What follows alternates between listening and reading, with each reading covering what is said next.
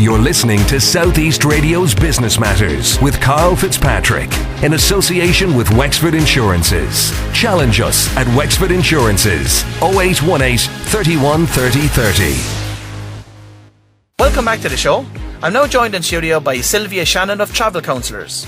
Sylvia, you've been associated with the travel industry for over 40 years now. Are you still as passionate as ever about it? I have to say, in all honesty, I'm very, very passionate about my job. I started in 1973 in a leading agency in Carlow. I worked there for many years and learned an awful lot about the whole industry. Of course, it was a very different time then, no technology, pen and paper and a ruler if we were lucky. I worked there for a number of years, and following a career break, I rejoined the industry in 1997.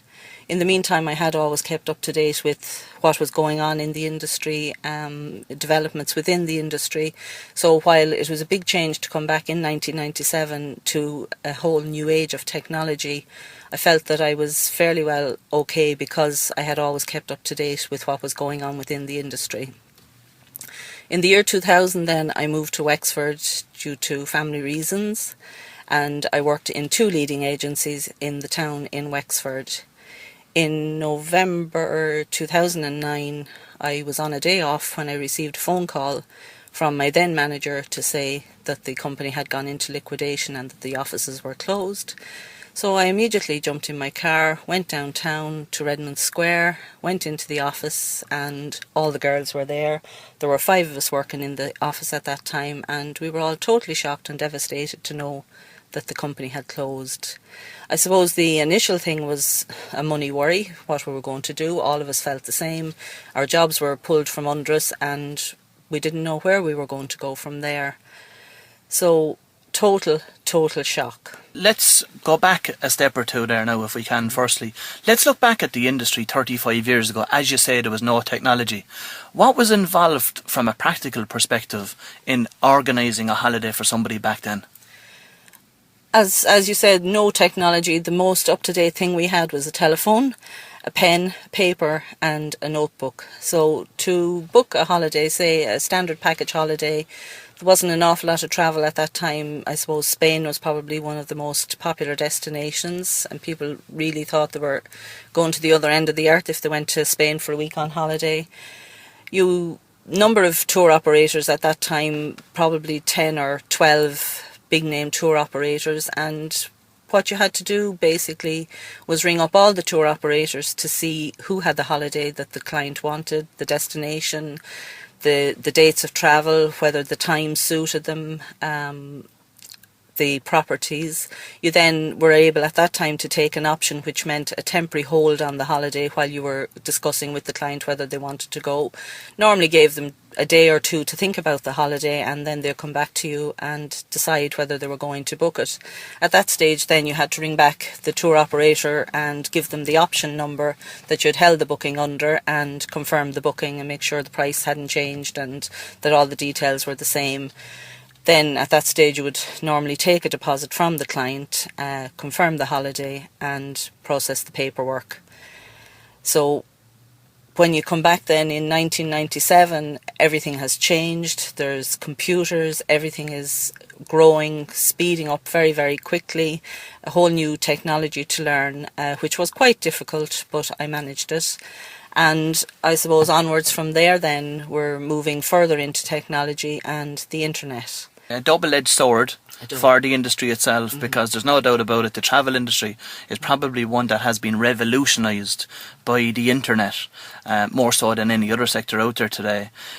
I say a double-edged sword because great, as an aid in terms of taking the labour intensity out of doing the job itself, but becoming your biggest competitor on the other side. The internet is very, very good. It's a very good booking tool, but as you say, it does make things very difficult for travel agents in general. We can, however, beat back against the internet in that travel agents can provide a service that you cannot get online. If something goes wrong on your holiday with your booking or whatever, if you're ringing up an anonymous helpline, which normally is what you get on the internet, you're not really getting a satisfactory resolution to the problem.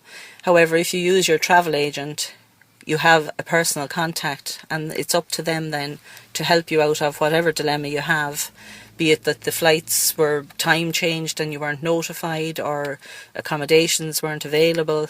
Your travel agent is there to help you. So big swing back to the travel agent. Let's focus on the redundancy aspect of it. You got a phone call, as you say, on a day off. You were devastated by what was said to you during that call to say that you were being made redundant. You were facing into a situation whereby you had no income coming in the following week. What did you do next? I did nothing that day, or probably for the full weekend, but on the following Monday I contacted Kathy Burke. She's the General Manager of Travel Counsellors Ireland. I made an appointment to see her about possibly taking a franchise with Travel Counsellors. Luckily enough, everything went well and I was accepted as a franchisee. I went to Bolton in February 2010 for a 3-day intensive training course.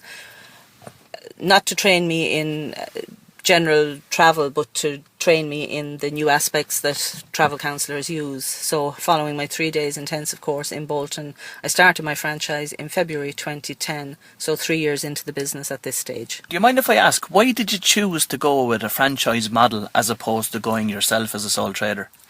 To be quite honest, Karl, to go as a sole trader wouldn't have been financially viable. The bond would just be horrendous, too much. So you're up and running now 3 years at this stage. Tell me about the first few months after starting the business. What did you do to generate business for yourself? Initially, what I did was I sent out a letter of introduction to all the people that I knew, family, friends, acquaintances, clients who had previously booked with me in other agencies that I remembered and had built a relationship with over the years. So straight away sent out all these letters. Within about a week I was getting responses to them, and I'd say 10 days into my new career I had my first booking, which was a great boost for my ego, I suppose, thinking that I'm on my own and suddenly, yes, I can do it. From there then, to grow my contacts, I suppose you call them, I started going out and about with flyers, doing up special offers, dropping them into all the business houses in town, visiting the business parks on a regular basis to hand out up-to-date flyers and just make people aware of the fact that I was in business, how they could contact me, where they could contact me.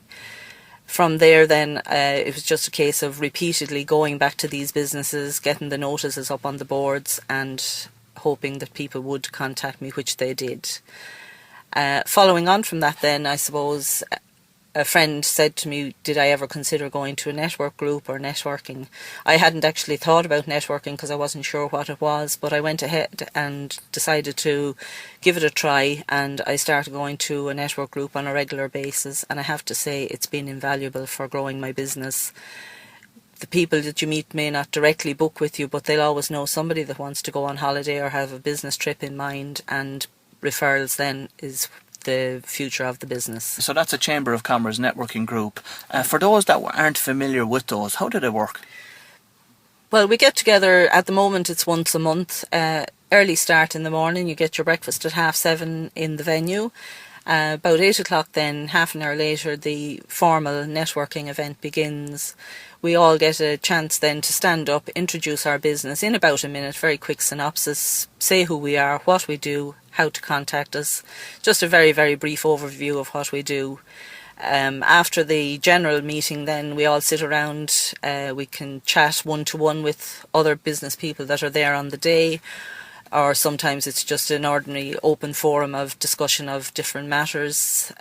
I suppose the critical thing to do when you're at a networking event is make sure not just to give out your business card, but to make sure you collect up plenty of other cards from prospective clients. How has networking benefited your own specific business?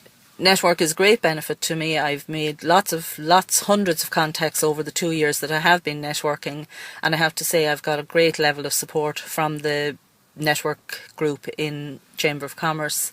How important is repeat business and referrals to your own business? Repeats and referrals are the mainstay of my business. I couldn't continue in business without those clients. Sylvia, I have to say that I think the days of becoming a generalist for any business owner out there is well and truly gone, and you have to focus on a specific niche in order to excel in business today. Have you found that there's any particular sector niches that you've focused on? Well, I think the over 60s is probably one of the biggest markets that I have. I feel those people are not comfortable with the internet. They have no experience of booking online, and to be quite honest, they're very, very afraid of doing something wrong, ending up with the wrong holiday or with no holiday at all. Another part of my general market, my good market, would be people who have previously booked online and for some reason have had a disaster. Either the accommodation wasn't up to standard, the flights didn't match up, or worst scenario of all, I think, that when they got to a resort there was no accommodation. They have lost faith then in the internet and definitely wouldn't book online again. And from a seasonality perspective, do you find that there's any particular months that are good, bad or indifferent? Well, January and February traditionally are the best selling months within the travel industry. I think as soon as Christmas is over, people have looking forward. They're just saying, right, summer holidays, next priority. They like to get it booked early. Lots of reason. You get good value early in the year. The deals are there. The free child places, you'll get them for the kids. Particularly now that schools are gone so strict that you can only take your kids out during the traditional summer holidays. They don't like you taking them out in June or September. So a big push then to pick up free child places for July and August if at all possible. May then is usually quite a big selling point as well, because you've got lots of special offers, late deals coming on in May, and for those that don't have kids in school, it's an ideal time to get away before the resorts get too busy. And just out of interest, what are the hot destinations this year? I haven't found anything in particular that stands out. Portugal is always a big seller for the Irish market, the likes of Lanzarote, places like that. But a lot of people then are going for something different, particularly the honeymoon couples. They're looking for excitement, they're looking for luxury, and particularly nowadays with the downturn in the economy, it's probably the only holiday they're going to get for a good few years after their wedding, so they're really going all out for their honeymoon. My final question for you, what's the future hold for Travel Counsellors with Sylvia Shannon? Hopefully growth in my business. I have grown it considerably over the 3 years that I've been in business.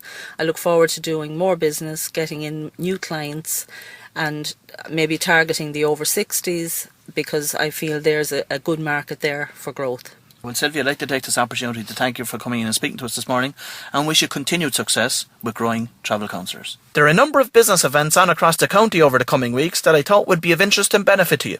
Wexford Chamber is teaming up with Microsoft to host a free cloud computing seminar on Thursday next, the 18th of April, in the Wexford Opera House between 5:30 and 7:30 p.m. SMEs, startups, IT decision makers and entrepreneurs are invited to attend this exclusive event when Microsoft experts will discuss how cloud computing can positively affect your business and has enabled businesses to save money and increase efficiency. Attendees will hear how cloud technology is particularly suited to startups and small businesses, and how you can get up and running with the latest technology such as Microsoft Office 365. Attendees will also benefit from a demonstration of the many advantages that can be achieved through cloud, which are particularly relevant in this challenging economic climate. There's currently an open call from Enterprise Ireland for innovation vouchers. If you think that your business would benefit from a €5,000 innovation voucher, which can be used to seek advice from knowledge providers in areas such as innovation, new product development, strategy, or how technology can assist you with replacing manual tasks, you can find out more information on innovationvouchers.ie. The closing date for applications is approaching fast, and it's on the 28th of April. Application forms are now available for the 2013 Wexford Business Awards. For more information on this, you can contact Wexford Chamber or visit wexfordchamber.ie. Here at Business Matters, we want to hear your thoughts on the programme. You can contact the team here by emailing businessmatters@southeastradio.ie. For more information on today's show, you can follow me on Twitter @Karl Fitzpatrick or visit karlfitzpatrick.ie. We're almost at closing time here at Business Matters, but before we go, I'd like to take this opportunity to thank my production team, my guests for their contribution, and especially you for listening. Join me again next Saturday morning when I'll be speaking to more of the business leaders that you want to know more about. But in the meantime, have a great week. You're listening to Southeast Radio's Business Matters with Karl Fitzpatrick in association with Wexford Insurances. Think Wexford Insurances for your business insurance.